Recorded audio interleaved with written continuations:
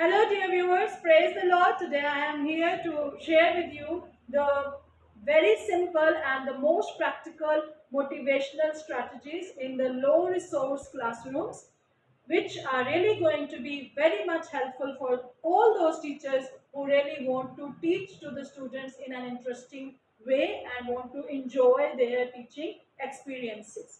So, in my last video, I had talked about in detail the second very important step of the professional lesson planning, and that was the motivation. How to motivate the student, why is it important to motivate the students in the classroom, ये क्यों ज़रूरी है कि हम बच्चों को पढ़ाने से पहले उनको मोटिवेट करें ताकि हम उनकी तवज्जो हासिल कर सकें, बच्चों के इंटरेस्ट को कैप्टिवेट कर सकें, ताकि हम बच्चों को बोर होने से बचा सकें, क्योंकि अगर बच्चे बोर होंगे तो वो डेफिनेटली फिर डिसिप्लिन प्रॉब्लम क्रिएट कर रहे होते हैं और फिर हमारा जितनी भी मेहनत हम कर लेंगे, अच्छी एक्सप्लेनेशन दे देंगे, अगर हमने बच्चों की अटेंशन कैप्टिवेट नहीं की या हम फेल हो गए हैं अटेंशन कैप्टिवेट करने में, तो उससे हमारा successful explanation would also go in when.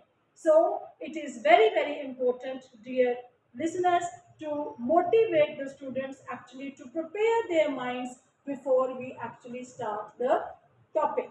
So let's talk about those interesting 10 simple motivational strategies. Number one is by showing a relevant picture. In my last video, I had given you the example of the poem Daffodils.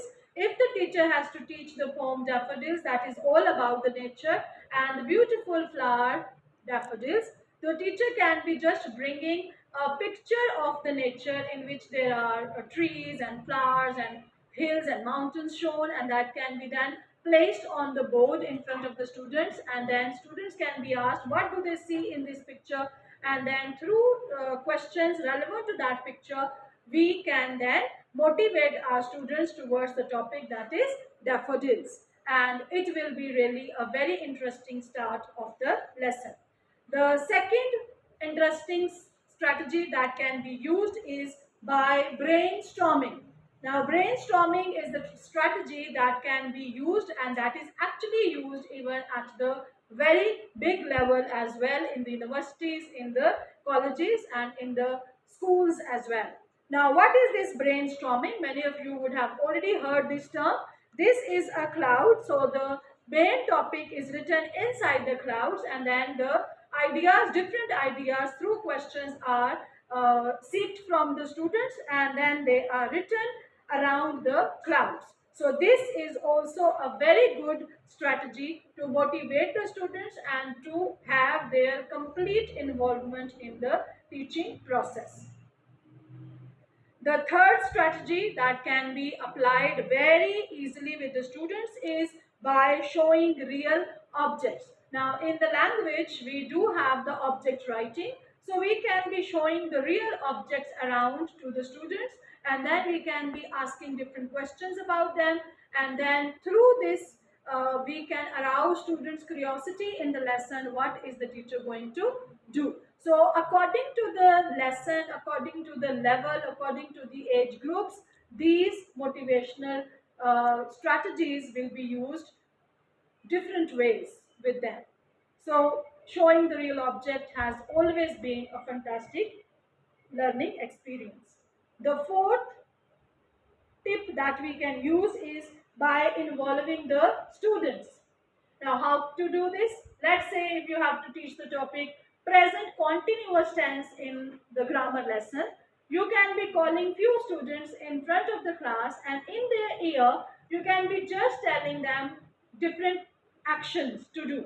Like one student can be asked to dance, and when the student is dancing, the others can be asked, what is he or she doing? Of course, the answer of the students will be he or she is dancing. So this whole sentence, he or she is dancing, can be written on the board, and similarly the next student can be asked to just do the action of singing. So when the person is doing this, definitely the question is asked, what is he or she doing? He or she is singing. So when these responses of the students are written on the board, then you can teach the students that Now we are going to talk about the tense that shows the continuity of the action at present, and it is called present continuous tense, then which can be written on the board, and then the teacher can start the explanation. So this can be used in different ways in the other subjects as well. The fifth strategy that can be used is by riddles. And I have found riddles really very much interesting for the students of all levels. No matter they are of primary, middle or higher section, they really enjoy riddles. जो हम पहेलियां पूछ सकते हैं हमसे, तो primary के बच्चों की अगर बात करें तो फर्स्ट करें we have to talk about the beasts of the forest. So we can just be asking few riddles, small riddles from the students, and we can ask them to just guess what it is. Like, it is very heavy, it has 4 legs, it has small tail, it has a long trunk, what it is. So definitely the students will say it is an elephant. So this is how, through the riddles, we can also be motivating the students towards our lesson. And of course, these riddles can be simple to complex according to the different age levels and class level of the students. Now, the sixth motivational technique that can be used in the class is by scrambling the topic. I talked about this in the last video as well. Let's say if the topic is daffodils, and I can't think of any other creative start of the lesson. So what can I do is I can simply scramble the letters of the title of the lesson on the board, and I can ask students to try to unscramble them to make a suitable and meaningful word. So when they make this effort, definitely they are going to guess and tell at the end after 5 or 10 minutes that it is daffodils. And this, then you can write the topic on the board and you can continue with your lesson. The seventh strategy that can be used to motivate the students is by discussing the picture of the lesson. So in our textbooks, like I have got this book with me, it is Oxford Modern English for level 5. So if in this lesson I have to talk about, let's say, the lesson Robinson Crusoe, which is on, you can see which is there on page 29. So here if I simply ask the students to take out their books and page 28 and then we start reading, so it won't be an interesting lesson at all for the students. So the simple technique can be, we can only be asking students to look at this picture first. And then what do they see in this picture? There is a man. What kind of expression has he? Is he looking happy? Is he tired? What kind of weather do you see around him? Look at the rough waves in the sea, the wrecked ship also. So even reading the picture present there in the lesson will be an interesting activity for the students to arouse their interest. So अगर हम और कुछ नहीं कर सकते हैं तो हर lesson में देखें कहीं ना कहीं कोई ना कोई पिक्चर तो गिवन होती ही है. So we can always be using them to motivate the students. Now, so the eighth activity that can be used for the students is by singing poems or chants relevant to the lesson. I would say music is loved and liked by people of all ages. So it is not confined only to the primary students or to the little ones. It can be for the big ones as well, and I use it myself.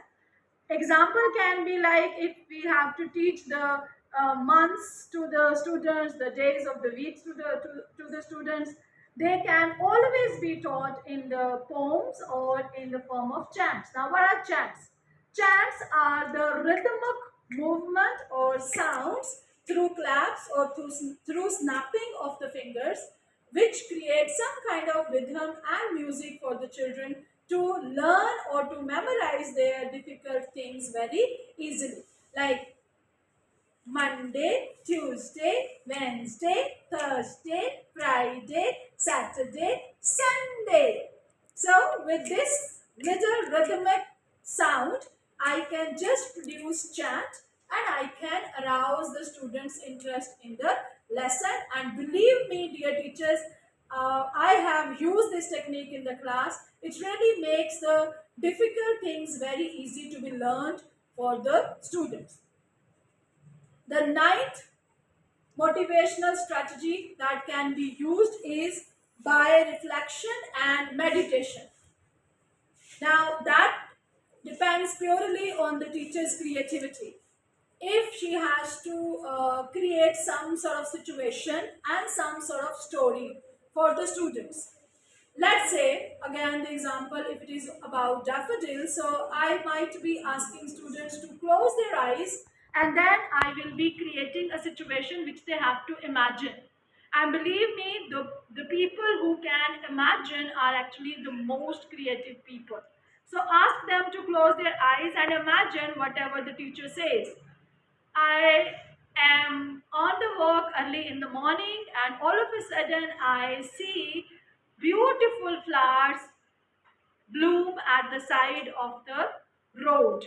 Under the trees, the wind is blowing. I am enjoying the weather. I really like to spend my time there, but then I get a phone call and I have to go back. Open your eyes. Now, ask the students, were they able to imagine the situation that you created for them? How did they feel about it? All those who would have successfully imagined your situation would happily be answering you back. And those who couldn't, you can always be asking simple questions from them and you can always involve them in the class as well. And dear listeners, you might have noticed that the last technique that has to be used and which I am going to just say in the end is the questioning. Now, all these previous 9 activities that I shared with you, they were all with the help of this last, the most important technique. And this questioning technique is actually the mostly used technique in our classrooms today at all levels, starting from the primary till the university level. So questioning is very, very important, and it's very important for the teachers also to be asking the creative, simple, relevant questions from the students. And there can be one video made on this topic as well, and definitely in future I'll be doing it on this topic as well. So through these 10 activities, and I'm sure if you have any further creative idea to be used in the start of the lesson to motivate the students about the lesson, you can always be sharing with me.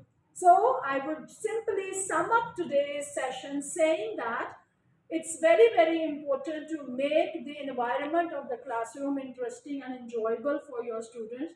And this can only be happen when they are completely involved with you in your lesson.